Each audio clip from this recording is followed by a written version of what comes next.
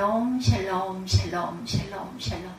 하나님 사랑합니다. 여러분 주 안에서 사랑합니다. 14장 말씀, 이르미야 14장 1절에서 22절까지 내용입니다. 마지막 절까지 칼과 기근이 왔어요. 1절부터 6절까지 내용이죠. 유다가 슬퍼하며 성문의 무리가 피곤하여 땅 위에서 애통하니 예루살렘의 부르짖음이 위로 오르도다. 귀인들은 자기 사환들을 보내어 물을 얻으려 하였으나 그들이 우물에 갔어도 물을 얻지 못하여 빈 그릇으로 돌아오니 부끄럽고 근심하여 그들의 머리를 가리며 땅에 비가 없어 지면이 갈라지니 밭 가는 자가 부끄러워 그의 머리를 가리는도다. 들의 암사슴은 새끼를 낳아도 풀이 없으므로 내버리며 들나귀들은 벗은 산 위에 서서 승냥이같이 헐떡이며 풀이 없으므로 눈이 흐려지는도다. 이렇게 증거하고 있습니다.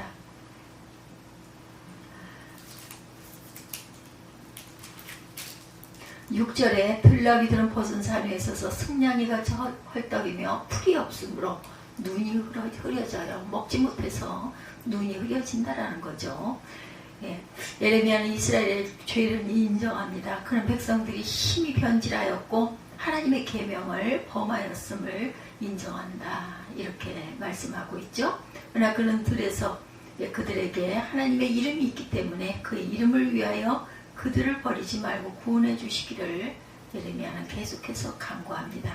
그는 하나님을 이스라엘의 소망이시오 곤란할 때의 구원자라고 이렇게 불러요. 바른 신앙 고백이죠. 그는 유다 나라에 닥친 정치적, 외계적 문제뿐만 아니라 경제적 문제, 즉 가뭄을 하나님께서 돌아보시고 도우시기를 간구하고 있어요. 7절부터 10절까지 내용 보죠. 야외 우리의 죄악이 우리에게 대하여 증언할지라도 주는 우리 이름을 위하여 주의 이름을 위하여 일하소서. 우리의 타락함이 많은 일이다. 우리가 주께 범죄하였나이다. 이스라엘의 소망이시오 고난당한 때의 구원자시여 어찌하여 이 땅에서 거류하는 자같이 하룻밤을 유숙하는 나그네같이 하시나이까. 어찌하여 놀란 자 같으시며 구원하지 못하는 용사 같으시니까.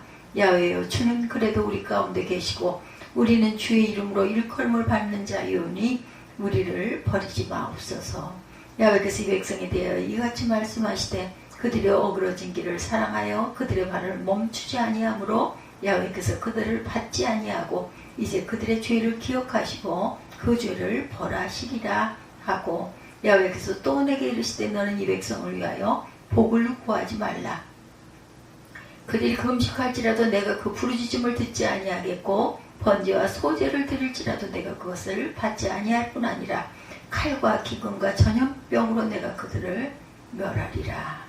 12절까지의 내용입니다. 예레미야는 이 백성을 위해 복을 구하지 말아야 했습니다. 그들이 너무 완고한 마음으로 죄에 빠져 있기 때문에 하나님께서 버리셨기 때문이다. 어떤 종교 형식도 그 상태를 변화시킬 수는 없을 것입니다. 그들은 하나님께서 내리시는 전쟁과 기근과 전염병으로 멸망을 당할 것이다. 13절에 계속해서 보면 이에 내가 말하되 슬프도 소이다 여호와여 보시옵소서. 선지자들이 그들에게 이르기를 너희가 칼을 보지 아니하겠고 기근은 너희에게 이르지 아니할 것이라. 내가 이곳에서 너희에게 확실한 평강을 주리라 하니라. 누구예요? 거짓 선지자들이죠.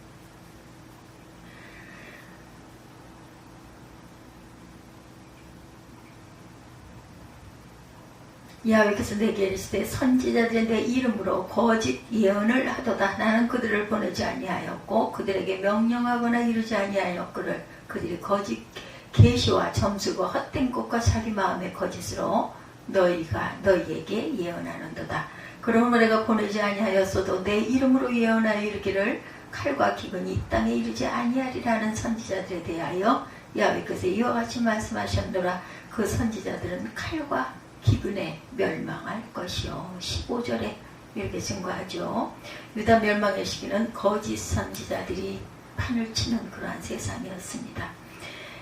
하나님께서 구원의 응답 대신 재앙을 이렇게 선언하시죠. 구원과 심판은 다 하나님의 주권에 달려있고 또한 선악관의 행위와도 주님의 은총 안에 주권에 달려 있습니다. 이스라엘 백성은 죄악된 길을 떠나지 않고 그 길에서 방황했고 하나님께서는 그들의 죄에 대해서 그를 벌하실 것이라고 말씀하죠. 어떤 종교 형식도 상태를 변화시킬 수는 없다. 그들은 하나님께서 내리는 전쟁과 기근과 전염병으로 인하여 멸망당할 것이라는 거죠. 예레미야는 유다 땅에 임할 하나님의 재앙 때문에 슬플 뿐 아니라 또한 거짓 선지자들의 거짓말 때문에 슬펐어요. 거짓 선지자들은 전쟁과 기근이 없을 것이며 하나님께서 주시는 확실한 평안이 약속되고 있다 이렇게 얘기합니다. 14절에 야훼께서 내게 이르시되 선지자들이 내 이름으로 거짓 예언을 하도다. 나는 그들을 보내지 아니하였고 그들에게 명하거나 이르지 아니하였거늘 그들이 거짓 계시와 복술과 허탄한 것과 자기 마음의 속임으로 너희에게 예언하도다. 세상에는 거짓 선지자들의 거짓말이 판을 칩니다. 그들이 하나님께서 주시지 않은 말들과 계시들을 전합니다. 하나님의 뜻과 정반대로 말하죠. 하나님께서는 심판을 선언하시는데 그들은 평안을 선포하고 있어요.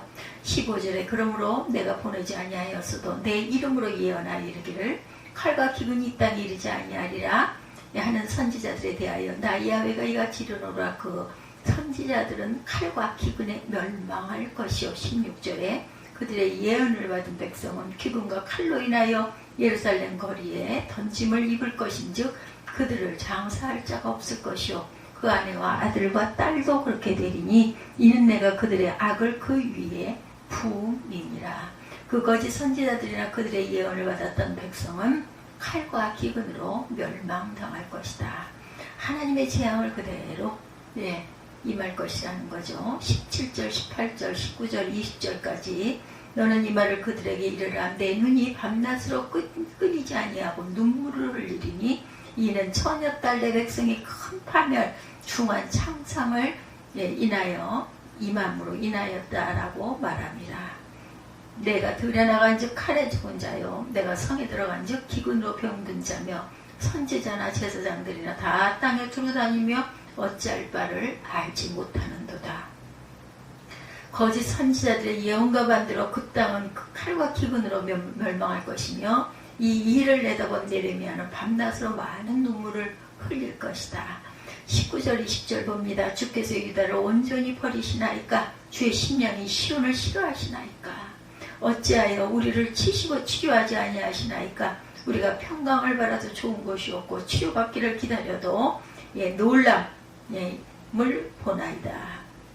놀란 일들을 본다는 거죠. 20절에 야훼 우리가 우리의 일과 우리 조상의 죄악을 인정하나이다. 우리가 주께 범죄하였나이다. 예레미야는 유다 백성들의 멸망으로 고통 중 그들의 죄를 인정합니다. 21절에 주의 이름을 위하여 우리를 미워하지 마옵소서. 주의 영광의 위를 욕되게 마옵소서. 우리와 세우신 주의 언약을 기억하시고 패하지 마옵소서. 열방에 허무한 것 중에 능히 비를 내리게 할 자가 있나이까 하늘이 능히 소나기를 내릴 수 있으리이까.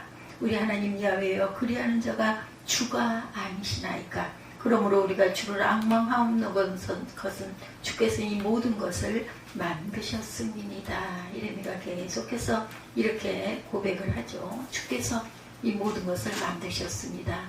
예레미야는 하나님께 이스라엘 백성에게 주신 그 이름과 언약을 기억하시고 패하지 마시기를 강구하며 가물어 메마른 땅에 단비를 내릴 자가 야훼 하나밖에 없음을 고백합니다.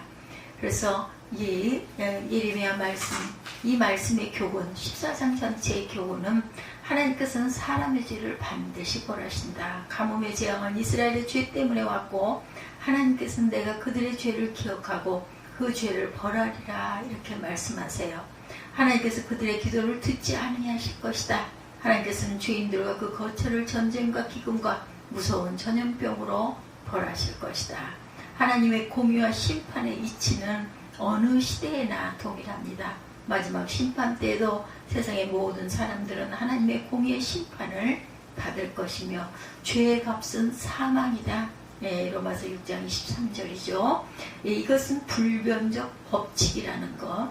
둘째로 재앙을 피하는 길은 죄를 회개하고 하나님의 긍휼을 구하여 얻는 길밖에 없다. 하나님께서는 이스라엘의 소망이시며 곤란할 때 구원자이시다. 메마른 땅에 비를 내릴 자는 창조주 하나님뿐이시죠.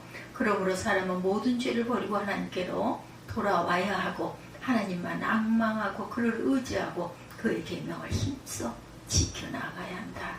그 인생의 모든 문제들의 해결자이신 하나님, 사람이 재앙을 피하는 길은 죄를 회개하고 하나님의 긍휼을 구하며 얻는 길밖에 없다는 것. 셋째, 거짓 교사들을 조심하라. 거짓 선지자들이 많이 일어나 유다 백성이 하나님의 바른 말씀을 듣고 바른 길 가는 것을 방해한다. 하나님께서는 재앙을 선언하시고 회개를 촉구하셨지만 거짓 선지자들은 평안을 선언하며 회개를 방해합니다. 또한 미혹하게 하고 이렇게 하나님께서 이런 모든 미혹을 멀리해라. 예수께서는 주의 재림 직전에도 거짓 선지자들, 거짓 목사들이 많이 일어나 많은 사람을 미혹하게 하겠다 예언하십니다. 마태복음 24장 11절에 사도 시대 말에 이미 많은 적그리스도와 이단자들이 나타났었어요. 오늘날에도 그러하죠. 사람의 사상과 행위를 성경에 비추어 분별하고 판단함으로 거짓 목사들을 분별하고 경계할 줄 알아야 된다는 것, 우리가 잊지 말아야 할 부분입니다. 그래서 거짓 재앙, 그 재앙 속에서 우리가 어떻게 할 것인가. 칼과 기근에 멸하지 않도록 항상 기도하고 깨어 있어야 한다는 말씀을 하고 계세요. 오늘도 주 안에서 승리하시는 저와 여러분이 되시기를 주님의 이름으로 축복합니다. 지금은 기도할 때죠.